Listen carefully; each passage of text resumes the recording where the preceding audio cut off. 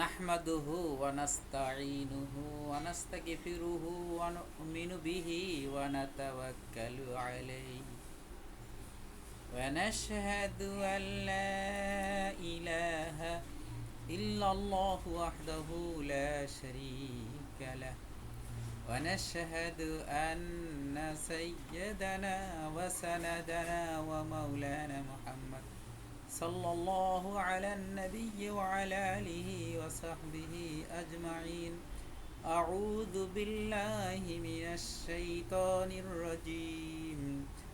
আমি আশ্রয় চাই আল্লাহর নিকট অভিশপ্ত শয়তান থেকে।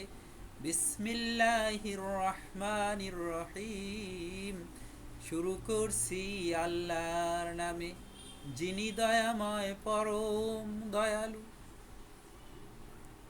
আমি শুরু করছি প্রিন্সিপালস অ্যান্ড হিস্ট্রি অফ হাদিস লিটারেচারের তৃতীয় ক্লাস, হাদিস শাস্ত্রের মূলনীতি ও ইতিহাস। মূলত আমরা অনেকগুলো বড় ক্লাসে এই বইটি সমাপ্ত করতে চাই। আজকে আমরা যে বিষয়টি আলোচনা করব আপনাদের সামনে, তা হলো হাদিসের আরও কিছু প্রকারভেদ বাকি আছে, সেইগুলো। আমি অধ্যাপক মোহাম্মদ আব্দুল কাদের মিয়া। আমাদের এই সাবজেক্টের পাঠ্যসূচির বিষয় কোড 24180 অনার্স ফোর্থ ইয়ারের এই সাবজেক্টটি। এটি মাদ্রাসা, কওমি আলিয়া এবং বিশ্ববিদ্যালয়গুলো ইসলামিক স্টাডিজ ডিপার্টমেন্টের ছাত্রদের পাঠ্য, এবং যারা ইসলাম এবং বিশেষ করে হাদিস সম্পর্কে জানতে আগ্রহী, হাদিস আমরা কীভাবে পেলাম সে সম্পর্কে যারা জানতে আগ্রহী তাদের জন্য। সম্মানিত দর্শক শ্রোতা, আসসালামু আলাইকুম ওয়া রাহমাতুল্লাহি ওয়া বারাকাতুহু। আজকে আমরা আলোচনা করব বর্ণনাকারীদের ধারা অনুযায়ী হাদিসের প্রকারভেদ। অর্থাৎ বর্ণনাকারীর যে ধারা, এই ধারা যেগুলো রাসূল সাল্লাল্লাহু আলাইহি ওয়াসাল্লাম পর্যন্ত পৌঁছেছে সেগুলো একরকম হাদিস, রাসূলের সাহাবীগণ পর্যন্ত যেগুলো পৌঁছেছে সেগুলো আরেক রকম হাদিস, এবং তাবিঈন পর্যন্ত যেগুলো ঠেকে গিয়েছে সেগুলো আরেক প্রকারের হাদিস। এই বিষয়ে এখনই আলোচনা হবে। এই বিষয়ে আমরা ছন্দাকারে কিছুটা আমরা এটা তুলে ধরার চেষ্টা করছি। রাসূল সাল্লাল্লাহু আলাইহি ওয়াসাল্লাম পর্যন্ত যদি যায় সনদের ধারা, মারফু হাদিস তার নাম দিয়েছে তারা। ধারা যদি শেষ হয় সাহাবীর তরে, মাওকুফ হাদিস বলে একে তারা ধরে। তাবিঈর বর্ণনায় যদি হয় শেষ, মাকতু এর নাম বোঝা গেল বেশ। অর্থাৎ যে বর্ণনাকারীদের ধারা রাসূল সাল্লাল্লাহু আলাইহি ওয়াসাল্লাম পর্যন্ত যদি পৌঁছে যায় সে হাদিসকে মারফু হাদিস বলা হবে। আর যদি কোনো সাহাবী পর্যন্ত এসে শেষ হয়ে যায় সেগুলোকে মাওকুফ হাদিস বলা হয়। আর তাবি পর্যন্ত যদি শেষ হয়ে যায় সেটা হলো মাকতু হাদিস। বানোয়াট হাদিসকে মাউদু বলা হয়। হাদিসের জালকারী জাহান্নামী হয়। হাদিসের বিভাজন আরও যদি ধরি, কওলি, ফেলি এবং তাকরিরি। এরপরে যেগুলো হাদিস নয় সেটার আবার আমরা একটা কিতাবে সেটা উল্লেখ আছে, সেটা বানোয়াট, যেটা সেকে বলা হয় মাউদু বা বানোয়াট। এই আর যে ব্যক্তি এরকম বানোয়াট করে সে হাদিসের জালকারী, সে জাহান্নামী হয়। এ ব্যাপারে আমরা হাদিস আগের লেকচারে বলেছি। হাদিসের বিভাজন আরও কিছু আছে, সেগুলো আমাদের এই আলোচনার মধ্যে চলে আসবে। সেগুলো হলো কওলি, ফিআইলি এবং তাকরিরি। কওলি হলো রাসূল সাল্লাল্লাহু আলাইহি ওয়াসাল্লাম যেগুলো বলেছেন, ফিআইলি রাসূল সাল্লাল্লাহু আলাইহি ওয়াসাল্লাম যেগুলো করেছেন, আর তাকরির রাসূল সাল্লাল্লাহু আলাইহি ওয়াসাল্লাম যেগুলো অনুমোদন করেছেন, অর্থাৎ রাসূল সাল্লাল্লাহু আলাইহি ওয়াসাল্লামের সাহাবীগণ কাজটি করেছেন।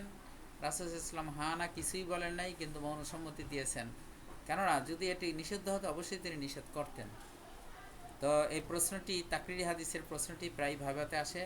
আমি ছাত্রদেরকে এই বিষয়টি থেকে ভালোভাবে ধারণা নেওয়ার অনুরোধ করছি। আমরা মারফু হাদিস সম্পর্কে আলোচনা করব। মারফু মানে হলো সুউচ্চ, উঁচু করা। অর্থাৎ যে হাদিসের ধারা রাসূল সাল্লাল্লাহু আলাইহি ওয়াসাল্লাম পর্যন্ত উঁচু হয়েছে সেটা হলো মারফু হাদিস। আল্লাহ কোরআনে বলছেন ওয়াসাকফিল মারফু, সুউচ্চ সাদ। আরো বলছেন ওয়াইজ আখাযনা মিসাকাকুম ওয়া রাফা'না ফাওকাকুম তুর, আমি যখন তাদের প্রতিশ্রুতি গ্রহণ করলাম এবং তাদের উপরে তুর পাহাড়কে তুলে ধরলাম। ওয়াইজ ইয়ারফাউ ইব্রাহিমুল কাওয়াইদা মিনাল বাইত ওয়া ইসমাইল, ইব্রাহিম ইসমাইল যখন ঘরের ভিত্তি উঁচু করলেন, এভাবে নানান ধরনের উঁচু করা যেটা, সেটি হলো মারফু। এটা হলো শাব্দিক অর্থ।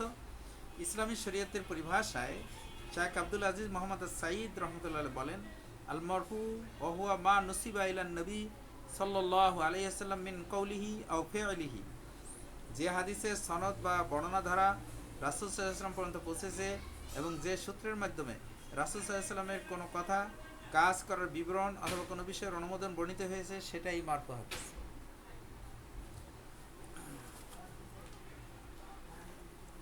তা আমরা সংক্ষেপে মারফু হাদিস সম্পর্কে জেনে ফেলেছি। তো মারফু হাদিসের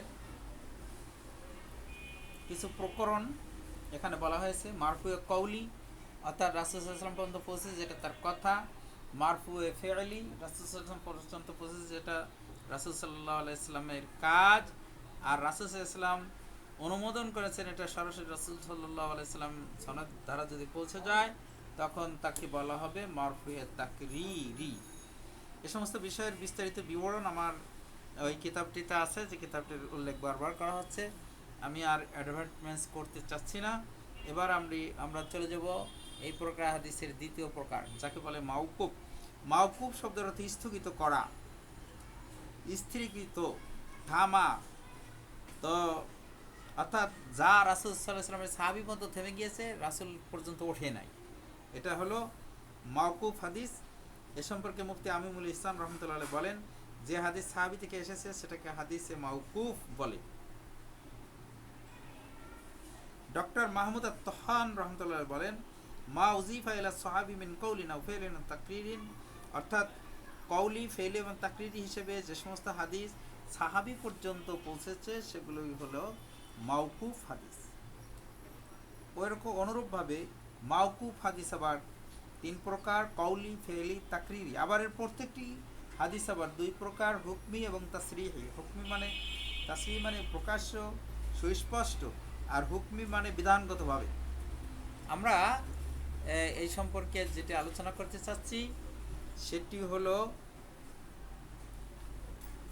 মাওকুফ হাদিস দ্বারা প্রমাণ দেওয়া। মাওকুফ হাদিস কখনো সহিহ হয়, কখনো হাসান হয়, আবার কখনো দঈফ হয়। মাওকুফ হাদিস সহিহ হিসেবে পরিগণিত হলেও তা দ্বারা দলিল দেওয়া যাবে না। তবে যদি কোনো হাদিস মাওকুফের স্তর থেকে মারফুয়ের স্তরে উন্নীত হয় তাহলে তা দ্বারা প্রমাণ দেওয়া যাবে। আমাদের একটু ছুটে গিয়েছিল মারফু হাদিস যদি এর হুকুম। মারফু হাদিস হলো সেটার উপরে দলিল দেওয়া যাবে এবং তা দ্বারা আমল করা যাবে বা করতে হবে। এবার আসুক মাকতু। মাকতু শব্দের অর্থ হলো ছেদনকৃত, কর্তনকৃত, বিচ্ছিন্ন। অর্থাৎ যে হাদিস তাবির যুগে বিচ্ছিন্ন হয়ে পড়েছে, তার কোনো সনদ বা ধারা, বর্ণনার ধারা, ট্রান্সমিশন মাওকুফ বা মারফু হাদিস পর্যন্ত পৌঁছেনি, সেগুলো হলো মাকতু ও হাদিস। এ সম্পর্কে মুফতি আমিনুল ইহসান রহমতুল্লাহ বলেছেন, ওমা যা আনি তাবি মাকতু, তাবি থেকে যা এসেছে তাই মাকতু। হাফেজ ইবনে হাজার আসকালানী রহমতুল্লাহ বলেন, আল ইসনাদুল্লাযী ইয়ানতাহি ইলা তাবি ইউকালু লাহুল মাকতু, যে হাদিসে ধরো সনদ শুধুমাত্র তাবি পর্যন্ত পৌঁছেছে সেটাকে হাদিসে মাকতু বলে। বিখ্যাত আরবি ইংরেজি অভিধানে হাদিসে মাকতুর সংজ্ঞা দেওয়া হয়েছে এভাবে, আল হাদিসুল মাকতু হুয়া মা উদিফা ইলা তাবিঈ ফামান দুনাহু মিন কওলিন আও ফি'লিন। মাকতু হাদিসের ইংরেজি করা হয়েছে ইন্টারসেক্টেড। Intersected hadith, a hadith whether a deed or saying attributed to a successor and whoever came after him, successor মানে সাহাবী। ইমাম আবু হানিফা রহমতুল্লাহ আলাইহি attributed successor মানে তাবি। ইমাম আবু হানিফা রহমতুল্লাহ বলেন, আল বাইয়িনাতু আন নিয়্যাতু ফিল উযু লাইসাত বিশর্ত, অর্থাৎ ওযুর মধ্যে নিয়ত শর্ত নয়। এটা মাকতু হাদিস, অর্থাৎ এদের তাবি বর্ণিত। ইমাম আবু হানিফা রহমতুল্লাহর মত কথা, এটা মাকতু হাদিসের মর্যাদা রক্ষা করে, কারণ তিনি তাবী ছিলেন। মাকতু হাদিসের হুকুম হলো তা গ্রহণযোগ্য নয়। এটা ফতোয়া হিসেবে ধর্তব্য হবে, তবে তার সমর্থনে কুরআন এবং হাদিসের দলিল লাগবে। যদি কোরআন হাদিসের দলিল পাওয়া যায় তাহলে তার উপর আমল করা যাবে। মাকতু হাদিস ওরকম 3 প্রকার: কওলি, ফেয়লি, তাকরিরি। আবার প্রত্যেকটি আবার 2 প্রকার: তাসরিহি আর হুকমি। মাকতু হাদিস দ্বারা দলিল প্রদান করা হুকুম সম্পর্কে আল্লামা ইবনে নাইফ আর শুহুদ রহমতুল্লাহ বলেন, শরীয়তের কোনো বিধানের ক্ষেত্রে মাকতু হাদিস দ্বারা দলিল দেওয়া জায়েজ নেই, যদিও তা বক্তার দিকে নিষ্পত্তি বা সম্বোধন করা বিশুদ্ধ হয়, কেননা তা কোনো মুসলিমের উক্তি বা কর্ম। তবে যদি এর মধ্যে এমন কোনো করিনা বা ইশারা পাওয়া যায় যা তার মারফু হওয়াকে দালালত নির্দেশ করে, যেমন কোনো রাবি তাবির কথা উল্লেখ করে তিনি এটা মারফু হিসেবে বর্ণনা করেছেন বলেন, তখন তার জন্য আল মারফুল মুরসাল এর হুকুম প্রযোজ্য হবে। যেমন আন মুজাহিদিন ইয়ারফাউ ক্বালা লা লা তাম্মু বিনাইমিন ওয়ালা মুতাহাদ্দিসিন।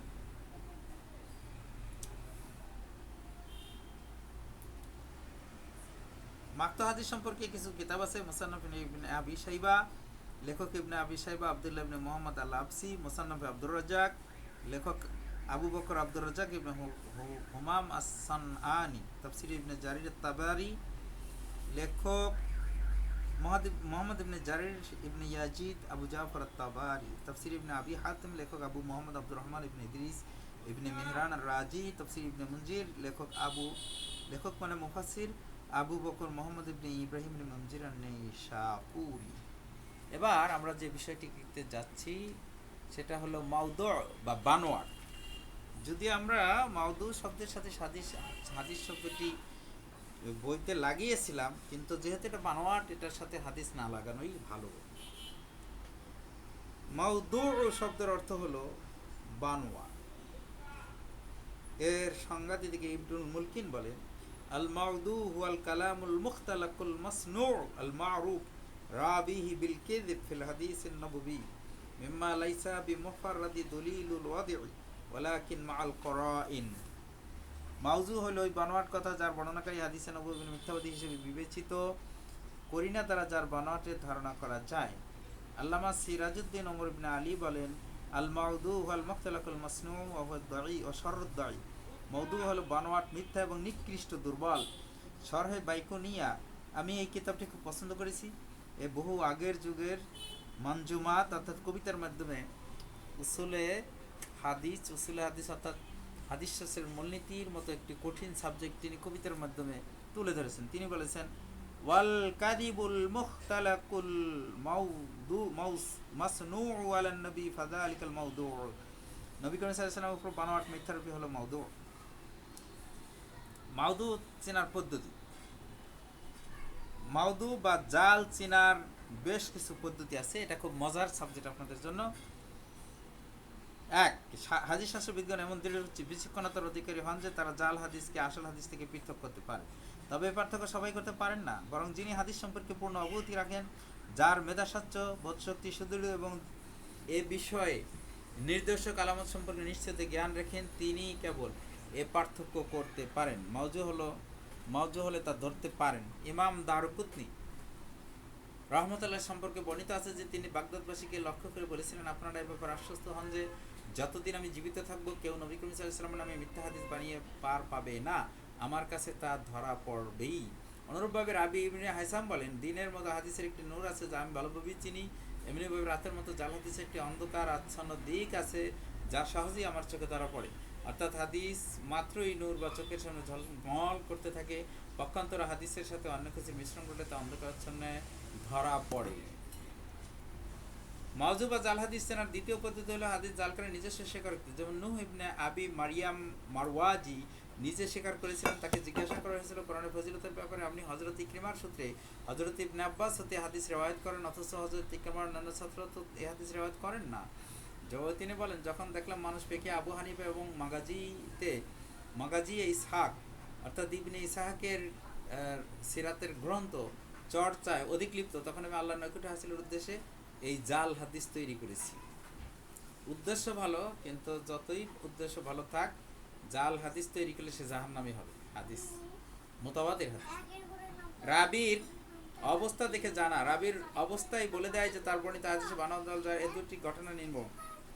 মামুন ইবিনে আহম্মদের ঘটনা হযরত হাসান বসরি এবং আবু হুরায়রা হতে হাদিস শুনেছেন কিনা তা নিয়ে একবার মামুন ইবনে আহমদের সামনে লোকদের মতান্তর ঘটে। তিনি মতভেদ নিরসনার্থে তৎক্ষণাৎ একটি হাদিস তৈরি করেন, যার মধ্যে কথা বর্ণিত ছিল যে রাসূল সাল্লাল্লাহু আলাইহি ওয়াসাল্লাম বর্ণনা করেছেন হাসান বসরি আবু হুরায়রা হতে হাদিস শুনেছেন।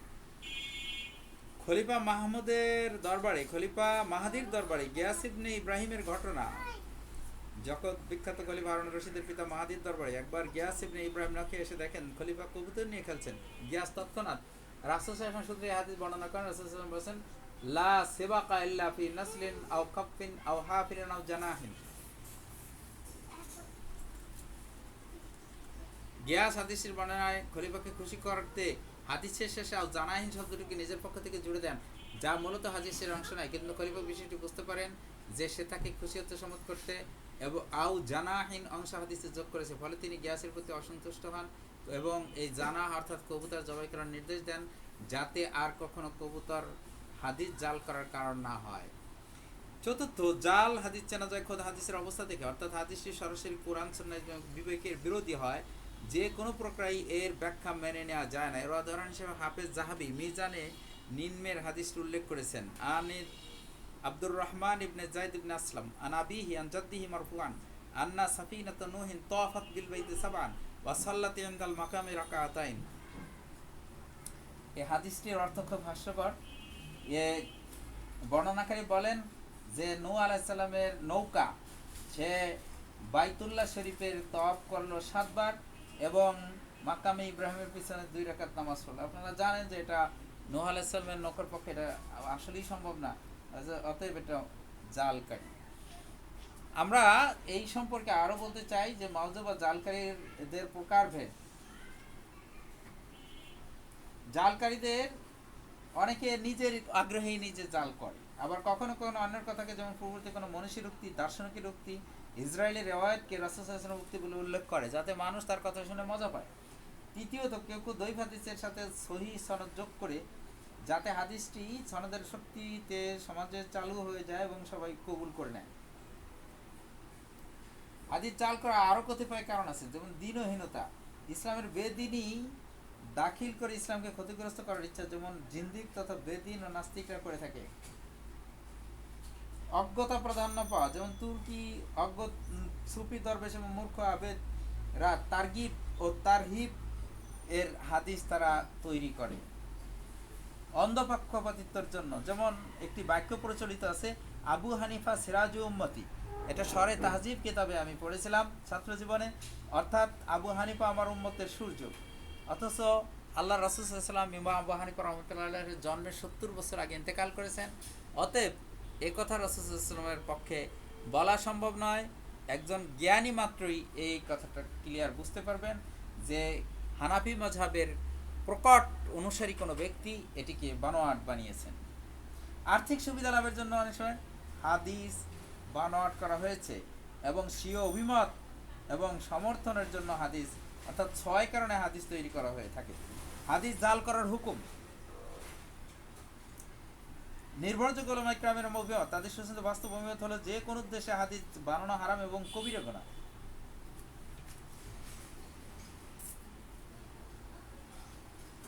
আবু মোহাম্মদ জুয়াইনি এর অভিমত, হাদিস বানানোর ব্যাপারে তার অভিমত আরো কঠোর। স্বেচ্ছায় যারা হাদিস বানানোর মতো জঘন্য কাজে লিপ্ত হয় তাদেরকে তিনি কাফের বদল ফতোয়া দিয়েছেন। আর এই কথা ঠিক যে রাসূল সাল্লাল্লাহু আলাইহি সাল্লাম বলেছেন, মান কাযাবা আলাইয়া মুতাআম্মিদান ফালিয়াতাবাওয়া মাকআদাহু মিনান নার। যে ব্যক্তি আমার উপর ইচ্ছাকৃত মিথ্যারোপ করবে, মিথ্যা কথা চাপাবে, সে তার নিজের স্থানকে জাহান্নামে নির্ধারণ করে দিবে। আমি পূর্বেই বলেছি এটি একটি মুতাওয়াতির হাদিস, অর্থাৎ এই হাদিসের ব্যাপারে সন্দেহের কোনো অবকাশ নেই। এমন জোরালো হাদিস থাকা অবস্থায় তাদেরকে কাফের তিনি বলতেই পারেন। অন্যরা বলছে যে ফজিলতের জন্য বানানো হাদিস বলা জায়েজ আছে বা তার গুনাহ একটু হালকা হবে। আমি মনে করি না, বা আমরা মনে করি না, হক্কানে উলামা ইকরাম এটা তো মনে করেন না। অতএব মাউযু হাদিস কিছুতেই বর্ণনা করা যাবে না। বর্ণনাকারী বাদ পড়া হিসেবে হাদিসের প্রকার। কথা ছিল যে হাদিস সহিহ হওয়ার জন্য মুত্তাসিল সনদ হবে, অর্থাৎ সনদের ধারাবাহিকতা রক্ষা পাবে, কিন্তু কিছু কিছু হাদিসের বর্ণনাকারীর ধারাবাহিকতা রক্ষা পায়নি। এই ধরনের হাদিসের প্রকারগুলো এখানে আলোচনা হবে।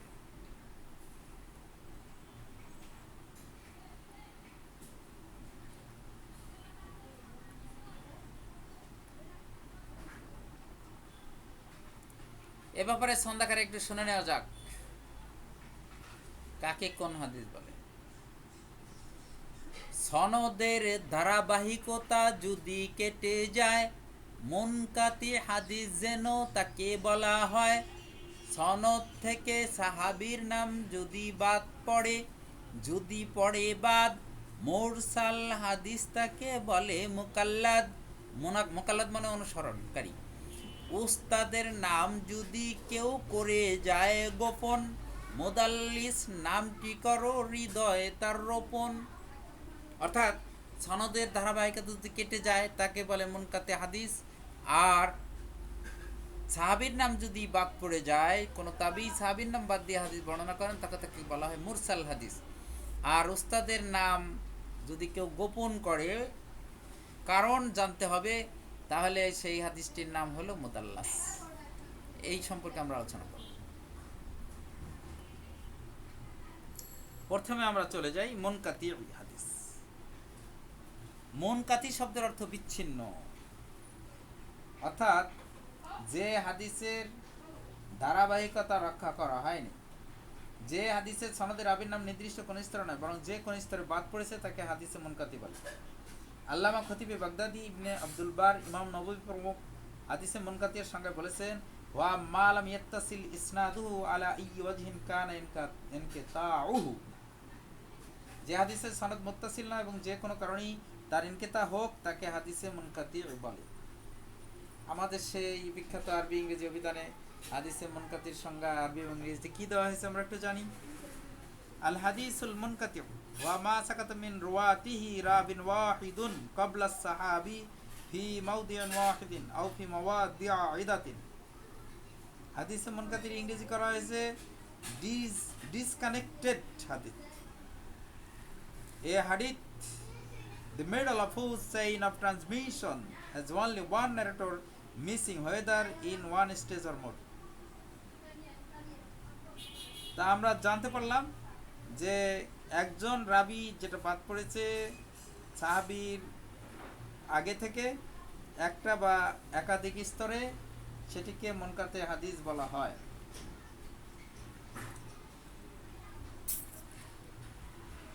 এবার আমরা চলে যাই মুরসাল হাদিসের দিকে। মুরসাল শব্দের অর্থ ছেড়ে দেওয়া,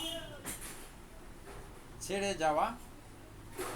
যাকে প্রেরণ করা হয় তিনিও মুরসাল বা রাসূল। তো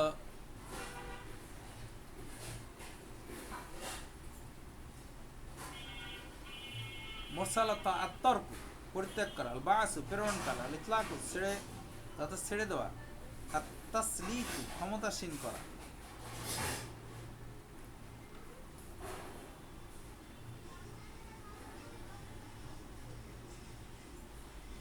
মুরসাল হাদিসের ব্যাপারে চারটি মত আছে।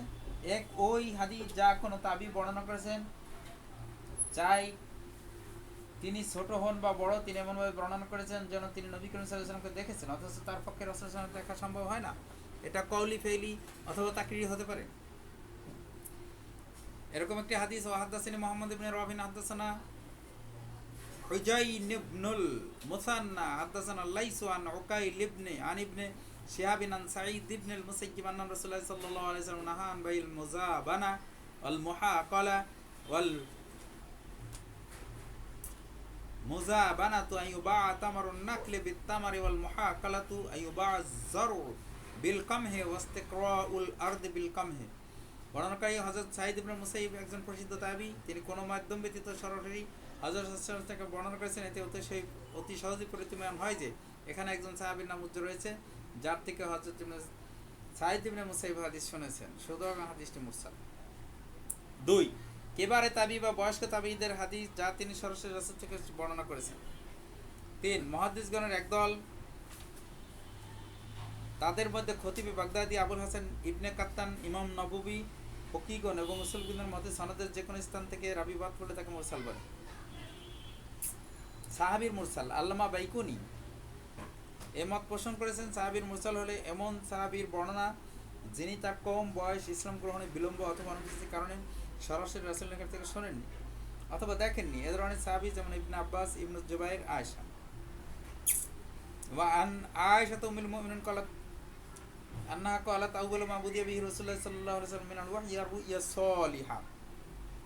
আয়েশা রাদিয়াল্লাহু তাআলা আনহা তিনি বললেন যে রাসূল সাল্লাল্লাহু আলাইহি সাল্লামের উপরে প্রথম যে ওহী শুরু হয় তা হলো সত্য স্বপ্ন। প্রিয় ভাইরা, আপনারা জানেন যখন রাসূল সাল্লাল্লাহু আলাইহি ওয়াসাল্লামের উপর ওহী অবতীর্ণ হয় তখন আয়েশা রাদিয়াল্লাহু তাআলা আনহা সেটা জানতেন না, এটা মুরসাল হয়েছে।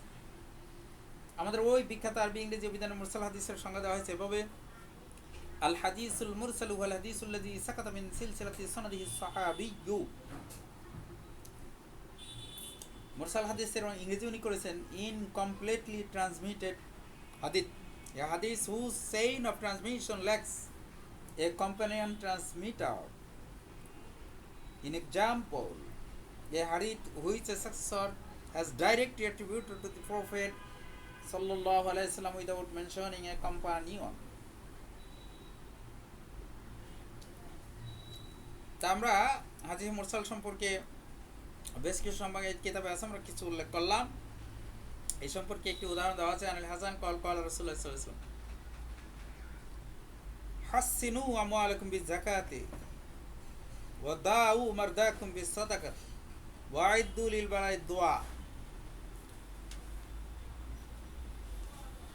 তোমরা যাকাত দ্বারা তোমাদের সম্পদকে পবিত্র করো, দানের দ্বারা তোমরা রোগীদেরকে রোগমুক্ত করো এবং দোয়ার দ্বারা বালা দূর করার ব্যবস্থা করো। চমৎকার কথা বলেছে। আমাদের এই সময় এই হাদিসের উপর আমল করা দরকার। আমাদের সম্মিলিত বা এককভাবে দোয়া করে এই যে সরাসরি নেমে আসা করোনা ভাইরাস নামক এই বালা থেকে আমাদের মুক্তি চাওয়া দরকার। এই হাদিসটি বিখ্যাত তাবি হাসান আল বসরি সরাসরি আল্লাহ রাসূল সাল্লাল্লাহু আলাইহি ওয়াসাল্লাম থেকে বর্ণনা করেছেন। তিনি যে সাহাবীর নিকট থেকে হাদিস শুনেছেন তার নাম বাদ দেওয়াতে হাদিসটি মুরসাল হয়েছে। মুরসালের হুকুম,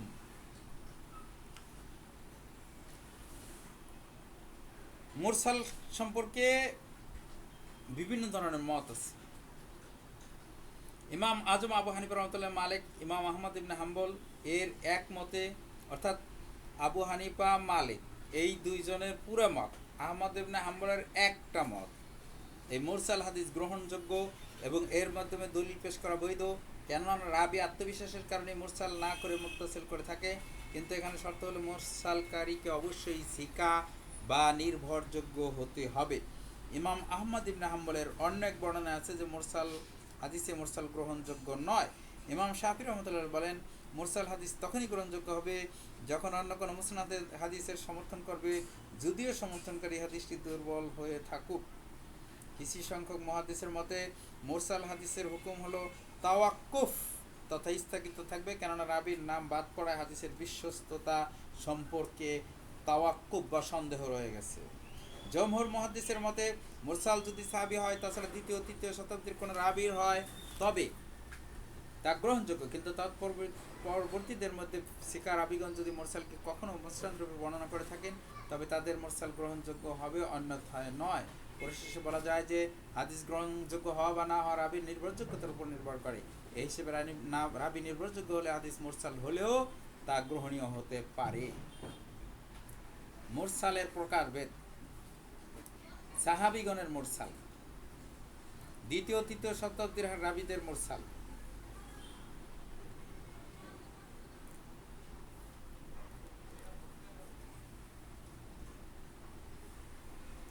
আমরা এবার চলে যাব তৃতীয় প্রকারে, অর্থাৎ মুদাল্লাস। তাদলিস হলো গোপন করা। তাদলিসু ফিল বাই'i ওয়া ইখফা'u 'আইবিস সিলআতি আনিস মুশতারি। পণ্যদ্রব্য থেকে দোষত্রুটি গোপন করাকে বলা হয় তাদলিস। তাদলিসের আরো অর্থ হলো ইখতালাতুজ যাল্লাম বিন নূর, অন্ধকার নিবিড় এবং গাঢ় হওয়া।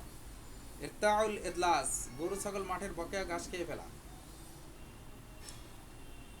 তাদলিসের পারিভাষিক সংজ্ঞায় বিখ্যাত আরবি ইংরেজি অভিধানে বলা হয়েছে আল হাদিসুল মুদাল্লাস ওয়াল হাদিসুল্লাযী দাল্লাসা ফীহি আর-রাবি বিওয়াজহিন মিন উজুহিত তাদলিস। মুতাল্লাস হাদিসের একটা চমৎকার নাম দিয়েছেন ইংরেজি অভিধান ভিত্তিক, সেটা হলো ডেসিটফুল। Deceitful hadith, a hadith whose defects of the chain have been concealed, অর্থাৎ ওই হাদিস যার সনদের ধারাবাহিকতার যে ত্রুটি, এই ত্রুটিকে গোপন করা হয়েছে। ডক্টর মাহমুদ আত্তাহান বলেন ওয়াইফা ওয়াইব ইসনাদ ওয়া তাহসিন জাহিলি জাহি, তাদিস হলো এমন হাদিস যার সনদের দোষ ত্রুটি গোপন রেখে বাহ্যিকভাবে চমৎকার রূপে বর্ণনা করা হয়েছে।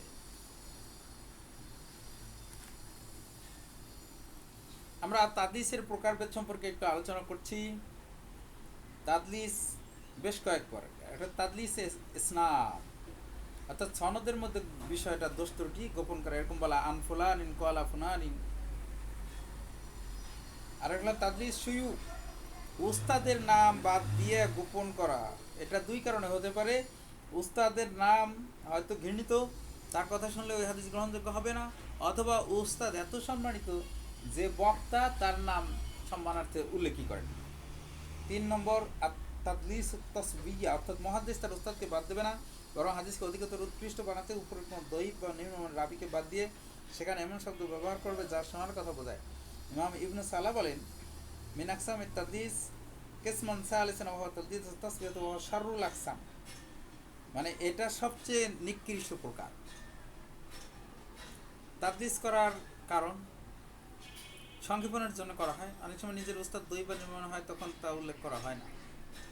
তাদলিসের হুকুম কি? হাদিসে মুতাল্লাস, হাদিসে মুতাল্লাসের রাবি আদিল হবে অথবা হবে না। প্রত্যেকটি আবার দুই প্রকার। রাবি সুস্পষ্ট শোনার শব্দে হাদিস বর্ণনা করবে, যেমন সামিতু আও রাআইতু, অথবা অস্পষ্ট বাচ্চক শব্দে বর্ণনা, যেমন আন ফুলানিন কাজা, ক্বালা ফুলানুন কাজা। এই মোট 4 প্রকার হলো। প্রথম প্রকারের হুকুম, অর্থাৎ রাবি যদি আদিল না হয় এবং এমন শব্দ দ্বারা হাদিসের মুতাল্লাস বর্ণনা করে যা রাবি তার উস্তাদের মাঝে সাক্ষাৎ হওয়ার সম্ভাবনা রাখে, তবে নিশ্চিতভাবে বোঝা যায় না। যেমন এভাবে বলে আন ফুলানিন কাজা, ক্বালা ফুলানুন কাজা, তাহলে এমন রাবির হাদিসের মুতাল্লাস মারদুদ বা প্রত্যাখ্যাত হবে, গ্রহণযোগ্য হবে না। দ্বিতীয় প্রকার হলো আদিল না এমন রাবি এমন শব্দ দ্বারা রিয়ায়ত করা যা রাবির সাথে তার উস্তাদের সাক্ষাৎ হয়েছে বলে স্পষ্ট ভাষায় জানায়, যেমন বলে রাআইতু ফুলানান ইয়াফআলু কাযা, সামি'তু ফুলানান ইয়াকুলু কাযা ইত্যাদি। তাহলে এমন রাবি ডাহা মিথ্যাবাদী হবে এবং তার হাদিসও মারদুদ বা প্রত্যাখ্যাত। তৃতীয় প্রকার, হাদিসটি তাদলিস যদি আদিল রাবি কর্তৃক এমন শব্দ দ্বারা হয় যা রাবি তার উস্তাদের সাথে সাক্ষাৎ হওয়াটা বোঝায় কিন্তু সুনিশ্চিতভাবে প্রমাণ করে না, তাহলে তার হাদিসও মাকবুল হবে না, মারদুদ হবে, অর্থাৎ প্রত্যাখ্যাত। চতুর্থ প্রকার, আর যদি আদিল রাবি এমন সুস্পষ্ট শব্দে তাদলিস করে যা তার উস্তাদ থেকে শ্রবণের ফায়দা দেয়, যেমন বলে সামিউতু ওয়া হাদাসানা ওয়া আখবারানা ইত্যাদি, তাহলে এমন রাবির হাদিস কারো কারোর মতে মকবুল না হলে বিশুদ্ধ নির্ভরযোগ্য উক্তি মতে তা মকবুল বা গ্রহণযোগ্য হবে। আসলে তাদলিস বা এইরকম গোপন করা এই বিষয়টি মুহাদ্দিসগণ ভালো চোখে দেখেননি। তারা বলেছেন যে দোষযুক্ত কাপড় বা দ্রব্যের বা পণ্যের দোষ গোপন করে বিক্রি করা যেমন জায়েজ নাই, এরকম হাদিসে তাদলিস করাও জায়েজ নাই, অতএব হাদিসে মুতাল্লাস এই হাদিসও গ্রহণযোগ্য হবে না। এবার আমরা আসবো মারদুদ বা পরিত্যক্ত হাদিস।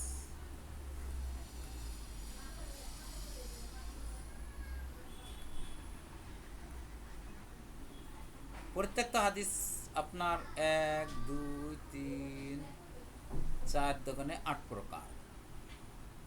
আমরা একটু ছন্দের মাধ্যমে এটা ছাত্রদের মুখস্থ রাখার সুবিধার্থে আমরা এটা বলেছি, বয়স্করাও ওটা মুখস্থ রাখতে পারবেন।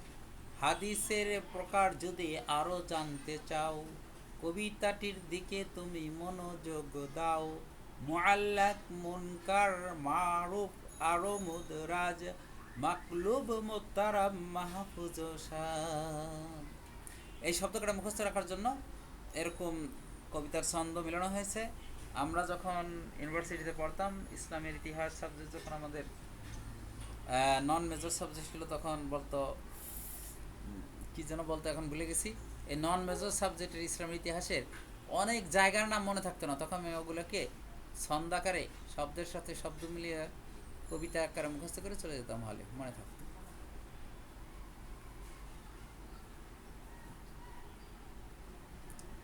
আমাদের এই মারদুদ বা প্রত্যাখ্যাত হাদিসগুলোর মধ্যে প্রথম হলো মুআল্লাক হাদিস।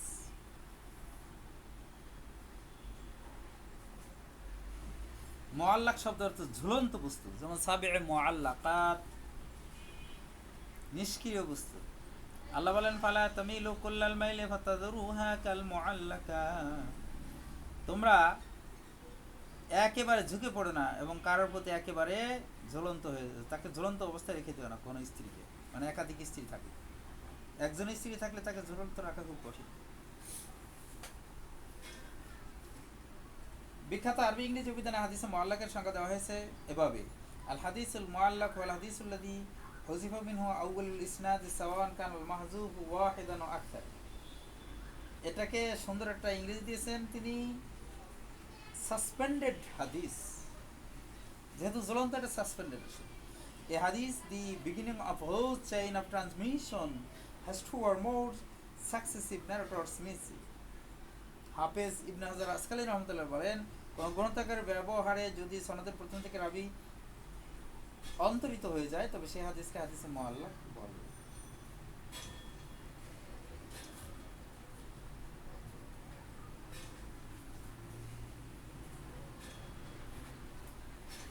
মুআল্লাক হাদিসের হুকুম সম্পর্কে বলা হয়েছে মুআল্লাক হাদিস পরিত্যাজ্য, কারণ এরকম ঝুলন্ত হাদিস এটা গ্রহণযোগ্য হতে পারে না। মুআল্লাকের বিভিন্ন ধরন এখানে বলা হয়েছে। হাদিসের পুরো সনদ ফেলে দেওয়া, যেমন ক্বালা রাসূলুল্লাহ সাল্লাল্লাহু আলাইহি ওয়াসাল্লাম। আমরা এই যুগে হাদিস কিন্তু মুআল্লাক করি, অর্থাৎ আমরা সনদের ধারাবাহিকতা রক্ষা করে আনাল কামাল্লাইসি আন অমুক অমুক এটা না বলে আমরা সরাসরি ক্বালা রাসূলুল্লাহ সাল্লাল্লাহু আলাইহি ওয়াসাল্লাম ইন্নামাল আমালু বিন্নিয়াত এটা বলি।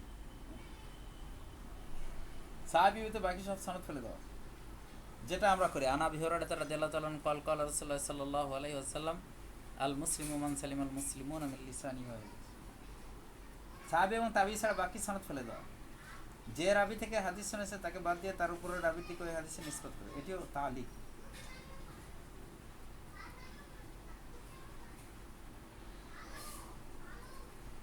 মুআল্লাক হয় তা মূলত মাকবুল নয়, মারদুদ। কিন্তু মুআল্লাক এরকম যদি হয়, সংক্ষিপ্ত করার জন্য সনদ উল্লেখ করা হয়নি, শুধুমাত্র সংক্ষিপ্ততার কারণে সেগুলো গ্রহণযোগ্য হবে, তবে তার মূল সনদ থাকতে হবে অন্য জায়গায়। যেমন আমরা দেখি কিছু সংকলিত হাদিস, রিয়াদুস সালিহিন, এই রিয়াদুস সালিহিন সব হাদিসে মুআল্লাক, সেখানে সাহাবীর পরবর্তী কোনো রাবি বা বর্ণনাকারী তাবির নাম নাই। আবার রাহে আমল, জাদে রাহ, এই সমস্ত হাদিস গ্রন্থগুলোর মুআল্লাক করা হয়েছে, অর্থাৎ সনদ উল্লেখ করা হয়। এর পরের হাদিসটা আমরা যেটা যাব সেটা হলো মাতরুক। মাতরুক শব্দের অর্থ হলো পরিত্যক্ত, পতিত। মাতরুক ওই হাদিসকে বলে যা কোনো একক দুর্বল রাবি বর্ণনা করেছেন আর তার দুর্বলতার কারণ হলো হাদিসের ক্ষেত্রে মিথ্যার অভিযোগ অথবা কথা বা কাজের দ্বারা প্রকাশ্য পাপাচার অথবা অনেক ভুল করা অথবা ভীষণ অবহেলা। এ ধরনের নামকরণ কারণে বর্ণনাকারী একক হওয়ার সাথে সাথে তিনি মিথ্যার অভিযুক্ত, এ কারণে তার হাদিস অগ্রহণযোগ্য, তবে তাকে মওদু বলা সম্ভব হচ্ছে না।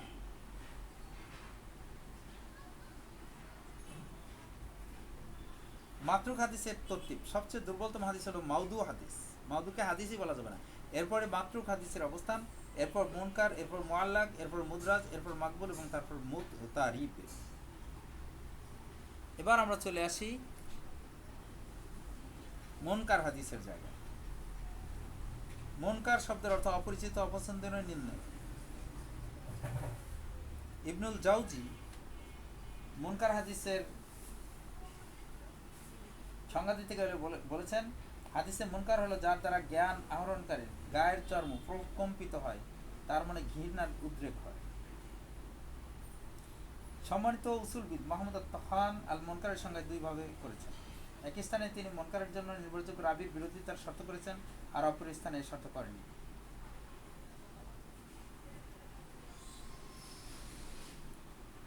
عن ابن عباس قال قال رسول الله صلى الله عليه وسلم من أقام الصلاة وآتى الزكاة وحج البيت وصام رمضان وقرأ الضيف دخل الجنة। যে ব্যক্তি সালাত কায়েম করেছে, যাকাত আদায় করেছে, বাইতুল্লাহর হজ করেছে রোজা রেখেছে, মেহমানদারি করেছে, সে জান্নাতে প্রবেশ করবে, এই হাদিসটি। এরপর আমরা চলে যাব মারুফ হাদিসের দিকে। মারুফ শব্দের অর্থ পরিচিত।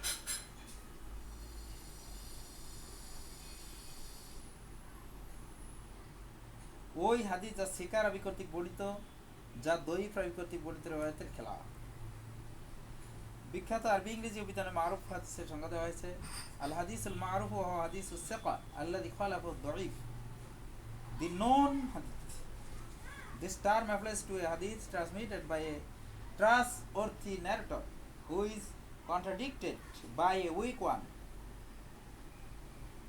দুর্বলের দ্বারা সবল যদি কন্ট্রাডিক্টেড হয়, সংঘর্ষিক হয়, তাহলে যিনি সবল তাকে মারুফ বলা।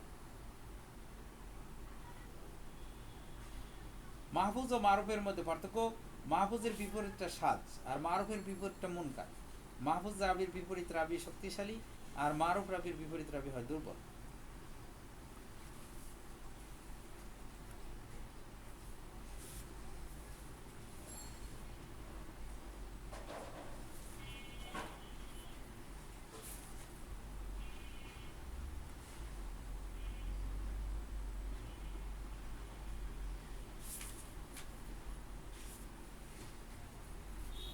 এবার আমরা আরেকটা প্রকার হাদিসের মধ্যে যাচ্ছি। এই হাদিসের নাম হলো মুদরাজ বা মুদাররাজ।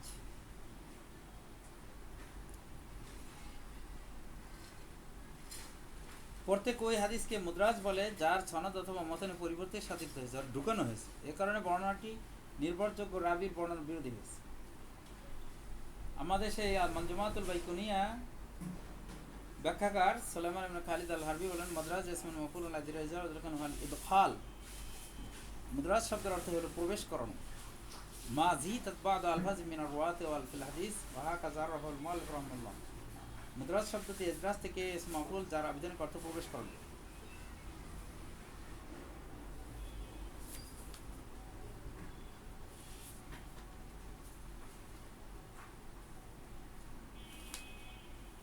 এই যে প্রবেশ করানো, এর বিভিন্ন কারণ আছে। শরীয়তের বিধান বর্ণনা করার কারণে অনেক সময় মুহাদ্দিসরা ইদরাজ করে ফেলেছেন, রাসূলুল্লাহ হাদিসের মধ্যে নিজের কথা ঢুকিয়ে দিয়েছেন। হাদিস সমাপ্তির পূর্বে হাদিস থেকে হাদিসের বিধান বা শিক্ষা মালুমাত বের করার জন্য অনেক সময় মুদরাজ করা হয়েছে। হাদিসের দুর্বোধ্য শব্দের বিশ্লেষণ করার জন্য ইমাম জুহরি রহমাতুল্লাহ যেমন করেছেন। আমরা কিভাবে জানবো যে হাদিসটি মুদরাজ? মুদরাজ হাদিস অন্য সনদে মুদরাজবিহীনভাবে বর্ণিত হয়েছে, সেখানে থেকে আমরা পার্থক্য করে ফেলব। যেমন ইয়াতাওয়াদ্দাউনা মিনাল মুতাহা ক্বালা আসবিগুল ওযু, এখানে আসবিগুল ওযু মুদরাজ। অনেক সময় আপনি নিজেই বলে দেবেন যে এটা আমি ইদরাজ করেছি। হাদিস বিষয়ে মুহাদ্দিস বর্ণনা করে দেবেন যে এখানে হাদিসে মুদরাজ আছে। হাদিসের ভাষাই বলে দেবেন যে এখানে হাদিস মুদরাজ। মুদরাজ হাদিসের হুকুম, ফিকহ হাদিস বিদ্যাদের মতে হাদিসের মধ্যে ইদরাজ করা সম্পূর্ণরূপে হারাম, তবে হাদিসের দুর্বোধ্য শব্দে ব্যাখ্যা করা দর্শনীয়, যেমনটি করেছেন হযরত ইমাম জুহরি রাহমাতুল্লাহ। এবার আসুক মাকলুব। মাকলুব হয়তো কলব থেকে, কলব মানে পরিবর্তিত হওয়া, পরিবর্তন হওয়া, ঘোরানো, উল্টানো।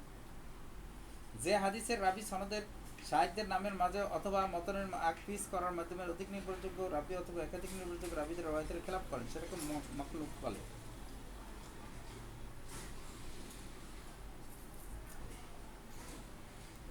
মাকলুব প্রথম প্রকার সনদের পরিবর্তন। পরিবর্তন হয়ে গেছে, হয়তো সনদে 5 জন 7 জন রাবির নাম আছে, সেখানে মাঝখানে একজনের আগের পরে হয়ে গেছে। দ্বিতীয় হলো মতনের পরিবর্তন। এই সম্পর্কে আমাদের বিখ্যাত হাদিস সাবাতু ইউজিল্লুহুমুল্লাহ ফি জিল্লিহি ওয়া মা লা জিল্লা ইল্লা জিল্লুহু। এই হাদিসের মধ্যে একটি অংশ আছে হাত্তা লা তা'লামা ইয়ামিনুহু মা তুনফিকু শিমালুহু। আসলে এখানে বাক্যটা হওয়ার কথা হাত্তা লা তা'লামা শিমালুহু মা তুনফিকু ইয়ামিনুহু। তার বাম হাত জানবে না যা তার ডান হাত দান করেছে। কিন্তু এখানে হাদিসটি মাকলুব হয়ে পাল্টে গেছে, বলা হচ্ছে লা তা'লামু ইয়ামিনুহু, তার ডান হাত জানবে না, মা তুনফিকু শিমালুহু, তার আহ, তার বাম হাত যা দান করেছে। প্রিয় দর্শক শ্রোতা, বাম হাত দিয়ে মানুষ দান করে না, ডান হাতে দান। অন্য এক হাদিসের ভাষা হাদিসের মধ্যে প্রবেশ করে উলট পালট হয়ে গেছে। হাদিস মাকলুব করার কারণ হাদিসের দুর্বলতা প্রকাশের জন্য, দুর্লভতা প্রকাশের জন্য, মানুষ তার রেওয়ায়াত গ্রহণের কথা আগে মহাদিসের স্মরণশক্তি বা সংরক্ষণের পরিপক্কতা যাচাইয়ের জন্য, পরীক্ষা নেওয়ার জন্য অনিচ্ছাকৃত বা ভুলে এমনটি হতে পারে। এই হাদিসের হুকুম হাদিসের দুর্লভতা প্রকাশের জন্য মানুষ যাতে তার রেওয়ায়াত গ্রহণের আগ্রহে এ ধরনের মাকলুব সম্পূর্ণ বা হারাম বা নিষিদ্ধ, এটা জাল হাদিসের একটি প্রকার। মহাদিসের স্মরণশক্তি বা সংরক্ষণের পরিপক্কতা যাচাইয়ের জন্য, পরীক্ষা নেওয়ার জন্য মাকলুব করা হয়, তাহলে তো জায়েজ হবে, তবে শর্ত হচ্ছে মজলিসে সমাপ্তির পূর্বেই সহিহ হাদিসটি বর্ণনা করে দিতে হবে। অনিচ্ছাকৃত বা ভুলে এমনটি হলে যদি রাবি কিছু করেনি, তবে এই ধরনের ভুলের পরিমাণ বেশি হওয়ার রাবির দুর্বলতার পরিচয়।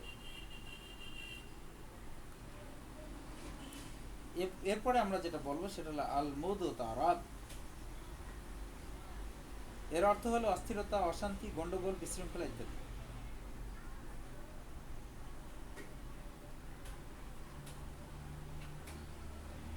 যে হাদিস মানে রাবির পরিবর্তন দিয়ে, অর্থাৎ সনদের এই স্তরের প্রকৃত রাবিকে তা নিয়ে অথবা মতন নিয়ে, যে প্রকৃত মতন কোনটি অথবা রাবি ও মতন উভয়ের পরিবর্তন নিয়ে মতভেদ হয় এবং এরপর কোনো একটিকে অপরটির উপর প্রাধান্য দেওয়া যায় না, তাকে আল মুত্তারিব বলে। বিখ্যাত আরবি ইংরেজি অভিধানে হাদিসে মুত্তারিফের সংজ্ঞা দেওয়া হয়েছে আল হাদিসুল মুত্তারিব ওয়াল হাদিসুল্লাযী সুন্নিফার রিওয়ায়াতু ফীহিল মুতাসাবিয়াতু শুরুতু কুবুলিহা ফিল কুওয়া বিহাইসু তুআরাদু মিন কুল্লিল উজুহ ফালা জামা ওয়ালা নাসাকা ওয়ালা তারজিহা। এই হাদিসের একটি সুন্দর নাম তিনি দিয়েছেন ডিসঅর্ডার্ড hadith, a hadith on which a number of reporters with the same strength differ. Thus, neither compromise nor abrogation nor preponderance can be applied. অর্থাৎ একই ক্ষমতা সম্পন্ন ন্যারেটরসরা একে অপরের, ন্যারেটর মানে সনদ বর্ণনাকারী, একে অপরের বিরোধিতা করেছেন যে তাদের মধ্যে কোনো জামা করা যায় না, কাউকে নাসক মানসক করা যায় না, কাউকে অগ্রাধিকার দেওয়া যায়।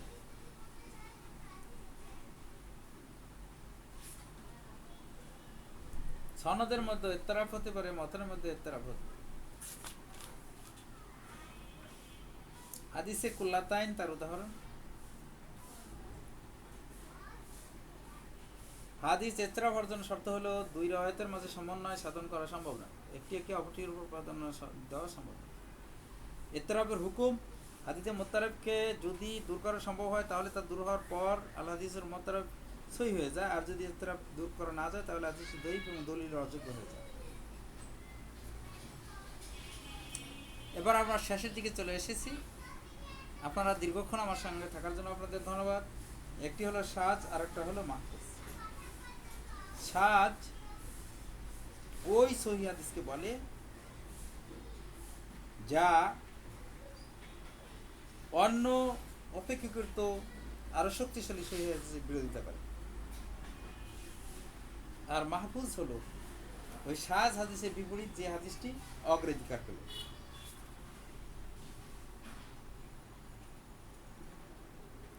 ডক্টর ইসাম ইবনে আব্দুল্লাহ সিনানি রহমতুল্লাহ বলেন, ফাইন খুলিফা বিআরজিহুন ফাররাজিহুল মাহফুজ ও মুকাবিলাহু আশাদ। হাদিসটি যদি অগ্রাধিকার প্রাপ্ত হাদিসের বিরোধিতা করে তাহলে অগ্রাধিকার প্রাপ্ত হাদিসটি মাহফুজ এবং অপরটি সাজ। সাজের প্রকার, সাজ মোট 4 প্রকার। শুযুজ বি জিয়াদাতিস সনদ, শুযুজ বি জিয়াদাতিন ফিল মাতন, শুযুজ বি নুকসানিন ফিস সনদ, শুযুজ বি নুকসানিন ফিল মাতন। অর্থাৎ সনদে বৃদ্ধি করে সাজ, মতনের বৃদ্ধি করে সাজ, সনদের কমতি করে সাজ, মতনের কমতি করে সাজ। আমরা এই বিষয়গুলো জানলাম। মূলত হাদিস, সহিহ হাদিস বের করার জন্য এই জ্ঞান আমাদের অর্জন করা খুবই জরুরি। আপনারা যারা আমার সঙ্গে থাকলেন এবং আলোচনা শুনলেন, আমরা যেন এই আলোচনা থেকে ফায়দা হাসিল করে আমরা হাদিসের বিভক্তি বুঝতে পারি এবং তার আমল করতে পারি। আমরা যেন সহি হাদিসের উপর আমল করতে পারি। আল্লাহ আমাদের সবাইকে তৌফিক দান করুন। আমিন। আমা তৌফিকি ইল্লা বিল্লাহ। সুবহানাকা লা ইলমা লানা ইল্লা মা আল্লামতানা ইন্নাকা আনতাল আলিমুল হাকীম।